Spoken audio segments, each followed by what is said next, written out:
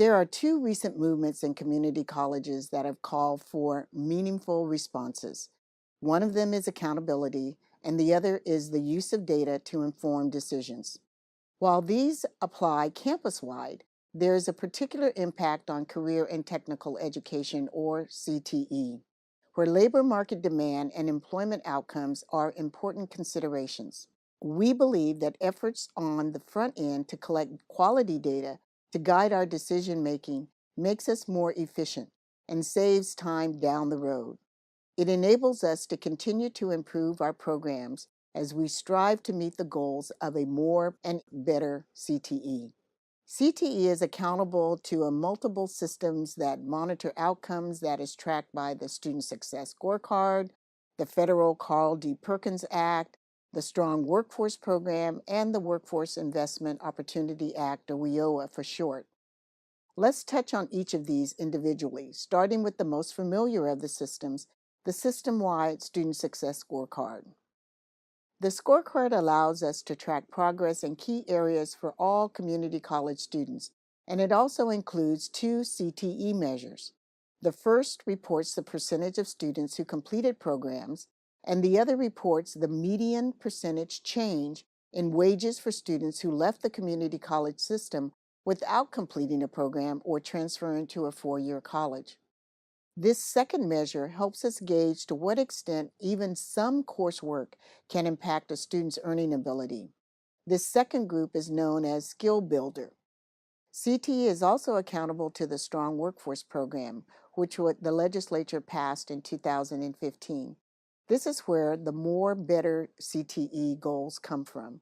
The initiative established the goals and put in place ways to measure progress towards them. The legislature also asked that, to the degree possible, the matrices be aligned with the federal WIOA measures. The Strong Workforce Program includes 9 matrices which can be grouped into 3 categories: completion, employment, and income gain. The employment and income gain categories add a new dimension in accountability for California community colleges. These help us understand the impact and completing a program has on a student's ability to secure a job and earn a higher income. These matrices will be used starting in the 2017-18 fiscal year to help determine allocations for the portion of Strong Workforce funding that goes to colleges and regions. More information about Strong Workforce measures can be found on the State Chancellor's Office website. At the federal level, we have the Carl D. Perkins Program. It is a long-standing program that provides targeted assistance to CTE. Most colleges receive these funds and must report outcomes. Some of the areas that are tracked include course success, program completion, and employment. This particular funding stream also has a unique measure that looks at gender participation in occupational areas, highlighting the need for gender diversity in occupations. Also, the Federal Workforce Investment Opportunity Act has a set of separate but related measures for youth participants and for adult participants. WIOA measures emphasize employment, income gain, and educational completion. WIOA has traditionally been a work-first program. However, there is an increasing recognition that gaining new skills is a critical part of successfully re-engaging displaced workers in the workforce. WIOA services are delivered through local workforce boards, and some colleges provide training and employment services to the board's participants.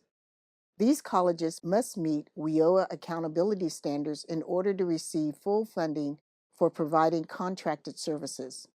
While the array of accountability systems can be confusing, there is a concerted effort as these programs are reauthorized and implemented to align their accountability requirements. We already see this with the Strong Workforce Program and the Adult Education Basic Grants. As a final note, a college that receives grants from other states and federal programs, as well as from foundations, may have unique accountability measures for each funding source.